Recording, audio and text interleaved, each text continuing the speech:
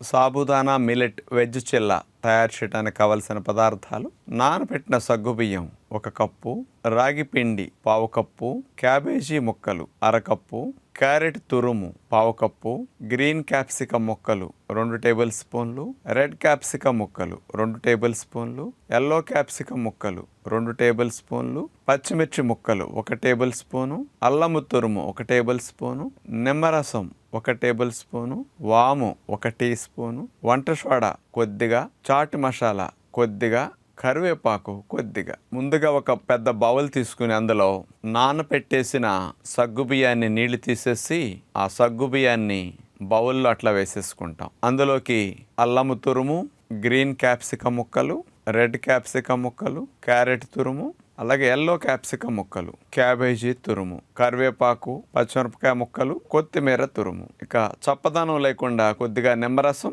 అట్టుకి special taste కోసం వాముని అట్లా నలిపేసి వేసేస్తాం. వెజిటబుల్ ముక్కలన్నిటిని నానబెట్టిన సగ్గుబియ్యంలో బాగా అట్లా కలిపేసేయాలి. ఆ తరువాత అందులో రాగి పిండి వేసేసి, పిండి కూడా బాగా బేస్ లాగా ఉండటం కోసం రాగి పిండి వేసేసాం. ఈ రాగి పిండి కూడా సగ్గుబియ్యం వెజిటబుల్ ముక్కలతో బాగా కలపాలి. ఇక అట్టు పిండి సిద్ధమైంది. ఇక మందపాటి రేకు పొయ్యి మీద పెట్టిన తర్వాత మేగడిని బ్రష్తో అట్లా రాసేసి ఒక పెద్ద సైజు ముద్ద తీసుకుని చేతివేళ్లతో అట్లా నొక్కేస్తాం. మనకు కావాల్సిన సైజు షేపులో ఆ చిల్లాని అట్లా వేసేస్తాం. ఒకవైపు సన్న శాఖ మీద దోరగా కాలిన తర్వాత తిరగేసి మరోవైపు కూడా అట్లా కొద్దిగా మేగడ రాసు కాల్చుకుంటే చాలా బాగుంటుంది. చూసారుగా, 80% వెజిటబుల్స్, తక్కువ రాగిపిండి, తక్కువ సగ్గుబియ్యం. ఇలాంటి కాంబినేషన్లో ఉంటే లాభాలు ఎక్కువ ఉంటాయి, నష్టాలు రాకుండా ఉంటాయి.